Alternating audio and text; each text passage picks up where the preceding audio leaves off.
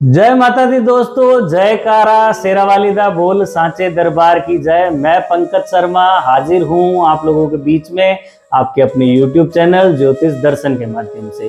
तो आइए आज बात करते हैं कि चैत्र का यह नवरात्र आप किस तरह से मनाएं, नवरात्रि में घट स्थापना किस तरह से करें, माता की चौकी किस तरह से स्थापित करें और किस तरह से षोडश मातृ का पूजन हुआ, नवग्रह पूजन हुआ, सारी जो विधि है विधि विधान से नवरात्रा की पूजा स्थापना, घट स्थापना और मुहूर्त किस समय आपको घट स्थापना करना है वह सब आपको इस वीडियो में बताया जाएगा। तो अब तक जो नए हैं जिन्होंने इस चैनल को सब्सक्राइब नहीं कर रखा है वो इस चैनल को सब्सक्राइब कर लें और अगर आपको वीडियो पसंद आता है तो उसको लाइक करें। तो आइए आज बात करते हैं नवरात्रा के घट स्थापना के बारे में। सबसे पहले तो मैं आपको बता दूं कि जो ये नवरात्रा है वो चैत्र नवरात्रा है। देवी नव दुर्गा कहा जाएगा क्योंकि नवरात्रा है तो माँ भगवती देवी के 9 रूप तो नव दुर्गा को आप अपने घर में लेकर आकर स्थापित करके माता की पूजा करते हैं, उनकी सेवा करते हैं, आप अपने जीवन में समृद्धि और खुशहाली मांगते हैं, वही नवरात्रा है। यह वैसे देखा जाए तो नव वर्ष का प्रारंभ भी है, नव संवत्सर यहाँ से प्रारंभ होता है। तो एक नव संवत्सर नव सृजन होता है, सब कुछ नया होता है यहाँ से। तो आपकी जिंदगी में जो पिछला चला गया उसको छोड़ देवें और इस नवरात्रा आपके जीवन में माँ भगवती को आपके घर में स्थापित करें, घट स्थापित करें, माँ भगवती को स्थापित करें, एक अखंड ज्योत जलाएं और हो सके तो जौ के जो जवारे होते हैं वो जवारे भी उगाए। अभी हम आपको आगे वीडियो में बताएंगे कैसे किस तरह से क्या करना है। तो सबसे सर्वप्रथम आप ये कर लें कि माता की चौकी स्थापित कर लें। माता की चौकी यदि आप स्थापित करते हैं तो अच्छा है। माता की चौकी पे लाल कपड़ा या पीला कपड़ा, लाल वस्त्र पीला वस्त्र जो भी आपको सहजता से उपलब्ध हो जाए वह आप उपलब्ध करवा कर वहां पर स्थापित कर लें। यदि नहीं होता है माता की चौकी का आपके, तो आपके जो पूजा का स्थान है या पूजा के स्थान अगर आपका इधर उधर है, ईशान कोण में नहीं है, तो ईशान कोण में एक माँ भगवती की मूर्ति को आप स्थापित कर ले। मूर्ति में ध्यान रखें कि जो माता की जो मूर्ति है या तस्वीर है उसमें जो माता की सवारी है, सिंह है, उसका मुंह खुला ना रहे। उसका मुंह खुला रहना एक तरह का वास्तु दोष है और नकारात्मकता लेकर आता है। तो आप सदैव ये ध्यान रखें कि जो चित्र है, जो मूर्ति है, उसमें माता का जो वाहन है, शेर है, सिंह की सवारी करके माता आती है, तो उसका मुंह बंद रहे, खुला नहीं रहे। इसके बाद में आपको ये करना है कि आप 22 तारीख से जब नवरात्रा प्रारंभ होगा तो 22 तारीख को सुबह 6:29 से लगाकर 7:39 तक यह घट स्थापना का मुहूर्त का समय है। आप कहीं लिख लें, भूल नहीं जावें। तो इस समय में आपको घट स्थापना करनी है। सर्वप्रथम घट स्थापना के लिए आपको तांबे या पीतल का एक घट लेना है, एक लोटा लेना है। यदि सहजता से उपलब्ध हो जाए तो ठीक है, नहीं तो मिट्टी का भी आप ले सकते हैं। वह लेकर उसके अंदर जल डाल देवें, जो आपके स्वच्छ पीने का जल है वह डालें। उसके अलावा कुछ गंगा जल डाल देवें, 2 लौंग डाल देवें, 1 लौंग का जोड़ा मतलब 2 लौंग उसमें डाल देवें। कुछ उसके अंदर आप हल्दी डाल देवें, कुछ अक्षत डाल देवें, चावल डाल देवें। ठीक है, इस तरह से उनको डाल के आप जहां भी आपका पूजा का स्थान है, ईशान कोण है जहां आप स्थापित कर रहे हैं, माता की चौकी है, जो मंदिर बना हुआ है, उसमें जहां भी आप घट को स्थापित करें उसके नीचे कुछ जौ रख लें। जौ रख के एक पान का पत्ता रख लेवें। पान के पत्ते के ऊपर बिंदी लगा लेवें या कुमकुम से कुछ छींटे डाल दें। उसके ऊपर आप घड़े को या जो भी घट है या जो भी कलश है को स्थापित करें। उसके स्थापित करने के बाद उसको एक मोली से, जो लाल पीली जो भी है, उससे आप मोली से उसको लपेट लेवें। गांठ नहीं बांधे, ये ध्यान रखें, कभी भी गांठ नहीं लगती है। फिर एक स्वास्तिक बना लेवें उसके ऊपर। अब एक नारियल लेकर, नारियल को अशोक के पत्ते होते हैं या पान के पत्ते होते हैं, वो लेकर नारियल को आप उसमें स्थापित कर लेवें। नारियल के ऊपर भी एक स्वास्तिक बना लेवें और मोली लपेट लेवे, कलावा जिसको आप बोलते हैं, उसको लपेट लेवे। गांठ नहीं बांधनी आपको, ये ध्यान। इस तरह से ये तो हो गई आपकी घट स्थापना। घट स्थापना में आप ये प्रण लेवें कि हे माँ भगवती, हे नव दुर्गा, मैंने इस घट की स्थापना अपने घर में आज चैत्र नवरात्रा की प्रथम दिन से प्रारंभ की है। मेरे जीवन में समृद्धि, सुख, ऐश्वर्य यह नवरात्रा लेकर आए। आपका हमारे घर के ऊपर, हम पर, हमारे परिवार पर आशीर्वाद बना रहे, आपकी विशेष कृपा बनी रहे। इसी मनोकामना के साथ आप घट स्थापना कर लेवें। घट स्थापना के बाद एक अखंड ज्योत आप जला लेवें। अखंड ज्योत जलाने से आपके घर की जो नकारात्मक ऊर्जा है वह कहीं ना कहीं सकारात्मक ऊर्जा के अंदर परिवर्तित होगी, क्योंकि लगातार पूरे नवरात्रा अगर आपके घर में दीपक जलेगा तो आप ये कर ले, या तो उसको घी ले लें उसके अंदर, या घी नहीं लेते हैं तो तिल का तेल ले लें।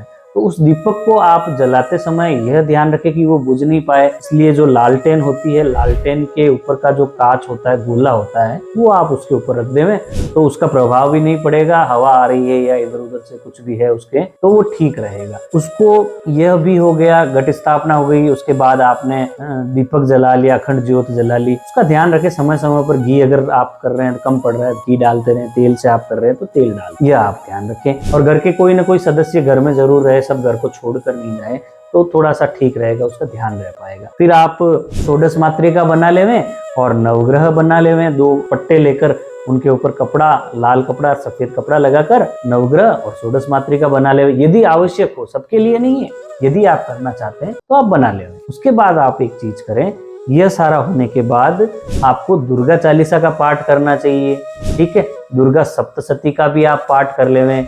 यदि आप कर सके, आपके पास समय है तो आप कर लेवें, अन्यथा आप मनोकामना कर लेवें कि हे माँ भगवती, हे नवदुर्गा, आज हम नवरात्रा के प्रारंभ होने पर आपको यहाँ पर विराजमान कर रहे हैं, तो आपकी सदैव हमारे ऊपर कृपा बनी रहे, आपका आशीर्वाद बना रहे। तो इस तरह से अब जैसे आपने घट स्थापना कर ली, घट स्थापना के बाद में आपने दीपक कर लिया, दीपक करने के बाद में आपने नवग्रह कर लिए, आपने षोडश मातृका कर ली। अब आता है एक विशेष प्रयोग। यह विशेष प्रयोग आप जरूर करें, ये एक महा उपाय है और इतना प्यारा उपाय है, इतने लोगों को इस चीज को करने से फायदा हुआ है। जवारा आप अपने घर में जरूर उगाएं। जवारा जो 1-2 दिन पहले भिगो लेवें, उसके बाद में एक मिट्टी का बर्तन ले लें, उसके अंदर मिट्टी डाल के उस जौ को उसके अंदर आप डाल के, उसके जब जवारा फूटने लगेगा तो जैसे जैसे वो फूटेगा और जैसे जैसे बड़ा होगा, आपके घर की सारी नकारात्मकताएं या नेगेटिविटी या नेगेटिव एनर्जी, जो आपके घर का ऑरा डिस्टर्ब हो रहा है, आपको लग रहा है कि कहीं ना कहीं आपके घर में वास्तु दोष बन रहा है, आपके घर में चिड़चिड़ाहट रहती है, आपके घर में छोटी मोटी लड़ाइयाँ, झगड़े, बीमारियाँ, ये सारी चीजें रहती है, नेगेटिविटी बहुत ज्यादा कंज्यूम हो रही है, पॉजिटिविटी आपको कहीं नजर नहीं आ रही है, तो उन सारी चीजों में आपको लगने लगेगा कि जैसे जैसे वो जवारा जब बड़ा होगा, नवरात्रा के पूरे 9 दिन आपको लगेगा कि वो जिस स्तर पर पहुंचा है, जो रूप उसने ग्रहण किया है, तो वो आपकी सारी नकारात्मकता को लेकर आपके जीवन में सकारात्मकता लेकर आया और आपके घर के अंदर वो सुख समृद्धि लेकर आया। वो जब आप हरा रंग देखेंगे तो हरा रंग है समृद्धि का प्रतीक। वो पूर्ण रूप से आपके घर में सुख और समृद्धि लेकर आया है और माता जी की विशेष कृपा लेकर आया है। तो इस वीडियो में आपको ये जानकारी देनी थी कि जो नवरात्रा है, चैत्र नवरात्रा 9 संवत्सर है, उसकी आपको कैसे घट स्थापना करनी है, कैसे कलश स्थापना करनी है, किस तरह से आपको पूजा करनी है।